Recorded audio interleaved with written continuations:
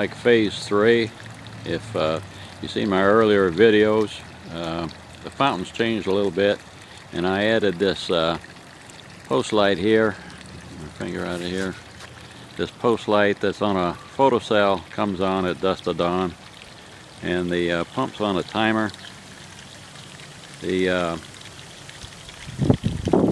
always had problems with this wooden sluice-like thing that water flowed down, and so I totally kind of clad it in copper, sheet copper, and as a result I hope to be able to keep it waterproof for the whole season. In the past it's lasted a month or two with a varnish or whatever I coated it with, and then it'd start leaking, but hopefully this will get me through the whole season. So I'll move across here to the other side and give you another view of this